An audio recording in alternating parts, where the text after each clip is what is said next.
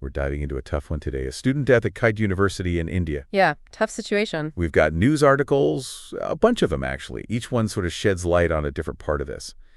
And it gets complicated. It's not just about, the loss of life. It's about all the stuff that seems to surround it. Harassment, the university's response, and maybe even bigger issues that, kind of go beyond this single event. It makes you think about responsibility. What universities owe to their students, especially when you've got a diverse campus, people from all these different cultures and backgrounds. Right, right. And imagine for a second you're listening to this and you're a student, maybe even studying abroad, far from home. You're dealing with a new culture. Then something like this happens. I mean, it makes you question everything, the safety, the support, how these institutions handle things. For sure.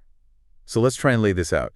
We know Prakriti Lamsal, a 20-year-old computer science student, was found dead in her hostel room. Police are saying suicide. Tragic, no matter how you look at it. Absolutely. But here's where things get murky. Yeah, the circumstances, it's not straightforward. We've got her cousin filing a complaint, claiming she was driven to suicide because of blackmail. And online, it's everywhere. Social media is buzzing about this male student potentially harassing her. Some reports even suggesting, and this is where it gets really tough, that it might be tied to a romantic relationship gone bad. Oh, wow. One article I read even mentioned, and this is disturbing, a voice note. A voice note. Yeah, it's like we're piecing together this puzzle, but with like half the pieces missing. And everyone's interpreting the pieces they do have differently. The police, for instance, their statement points to harassment as a factor. Right. But then KIIT University, in their official statement, they're claiming it's a strained relationship. I mean, at first they even use the phrase love affair gone wrong. So we have two very different ways of framing the same event. Makes you wonder, what really happened.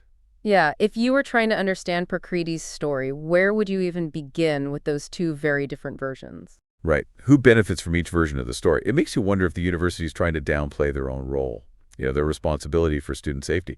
And it's a huge institution, up against individual students. Definitely a power dynamic there. Absolutely. And you see that power dynamic even more when you look at what happened next. Hundreds of students, a lot of them from Nepal too, they protested, demanding justice for Prakriti. I can only imagine the frustration. Oh yeah, they were angry. They felt like the university wasn't listening. It's more than just one event, though, right? It speaks to a bigger feeling, like not being heard, not being protected. Exactly. And this is where it gets even crazier, there's what some are calling the eviction controversy. Eviction? The Nepalese students say they were basically forced off campus, packed onto buses, dropped at the train station. Oh, wow. But KIIT, they deny any of that. They say the students left on their own and that they were just helping with transportation. But here's the thing. There's a quote from a Nepalese student who was there. He says, point blank, they were told to leave, that they were taken to the train station. So we have a direct contradiction. Exactly. And it makes you think, why would all these students suddenly leave unless they felt pressured, unsafe? And the university's response probably didn't help. That first statement about a love affair, it kind of dismisses the harassment claims. And that whole handling of the situation probably alienated a lot of the Nepalese students. So we've got this young woman who dies, and we don't really know why. Then the university's response just creates more questions about how they handle things, how they view student safety, especially for students coming from other countries. It's complicated, lots of layers. We have to look beyond just what happened, Like, what does this whole thing tell us about being an international student, especially at a place like KIIT? It's true. We can't just focus on, who said what. There might be deeper issues here. Think about it. You're listening to this. Maybe you're a student. Maybe you have kids in college. Would you want to know their university would keep them safe?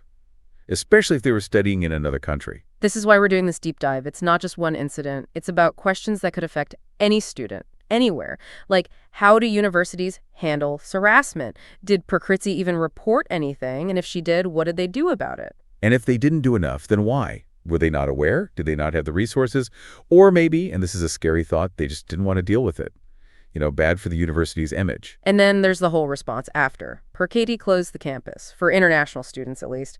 Classes got suspended, statements everywhere.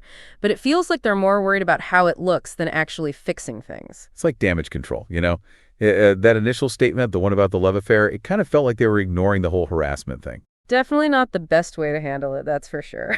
And then you've got this conflicting stories about the Nepalese student leaving. If they felt safe, why would they leave so fast? Right. It makes you wonder if they were pressured. Maybe some cultural misunderstandings going on. Did the university even listen to them? And this is where that whole cultural sensitivity thing comes in. Are international students getting the same support as everyone else? Is there something getting lost in translation? We also have to think about the media. How are they covering this? Some are focusing on the love affair angle. Others are talking about the harassment and how the university messed up. It just goes to show you how the story gets spun. It can change how people see it. Imagine getting your news from just one place. You're only getting part of the story, right? Exactly. It's like looking at a tiny piece of a huge painting. You miss the whole picture, the details, everything that makes it complete. This whole thing shows why you got to get your news from different places. Think for yourself. Okay, so we've got the university, we've got the media. What about the students? How are they dealing with this? What do they want? Those protests, that was powerful. They were hurting, they were angry, but they also wanted action, justice for Prakriti, but also real changes so this doesn't happen again. Yeah, they wanted more than just like a response to this one thing. They want a safer campus, more support for international students, and for the university to actually listen to them. And here's where that whole coercion thing comes back. The Nepalese students say they were forced to leave. Maybe not directly, but they felt pressured, and that says a lot. Put yourself in their shoes. You're a student, you just lost a friend, you're in a new place. Wouldn't you do what the university said, even if it didn't feel right? Totally. Especially if you're from another country, don't know the rules, need the university for your visa. It shows how vulnerable international students are. Universities have to do better. Make it a place where everyone feels safe. Everyone can speak up. So it started with a tragedy, but it's become this huge thing. Harassment, different stories about what happened, a university that doesn't seem to know what to do, students demanding change. It makes you think about how we deal with these issues, how we protect the people who need it most. We've really gone deep on this one. The tragedy, all of the different sides of the story, what it means for students, especially coming from different cultures. A lot to think about. It's like, this isn't just a one-time thing, you know? We see this kind of stuff happening at other universities too. Harassment, problems with safety. It's a bigger problem. Yeah. No one wants to admit it, but sometimes it feels like universities care more about looking good than actually dealing with these problems. It makes you ask, who's really responsible here? The university, the government, other students. Whose job is it to make sure everyone's safe? Those students who are protesting, they were really trying to change things. They wanted people to listen, to see that their safety matters. It's about having a voice and not being afraid to use it, standing up and saying, this isn't right, things need to change. So what's the takeaway here for everyone listening? What can they learn from all this? Think for yourself. That's the biggest thing. Don't just believe the first story you hear. Look at it from different angles. Ask yourself, who not being heard? Right. There's always more to this story. Don't just read the headlines. Check where the information's coming from. Is it biased? And try to understand where other people are coming from. Put yourself in the shoes of those Nepalese students. They lost a friend. They're far from home. They don't know what's going on.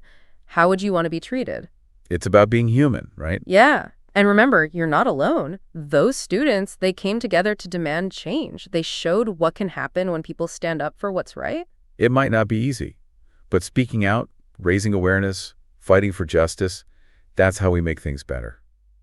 For everyone. So as you think about all this, ask yourself, what can I do to make a difference?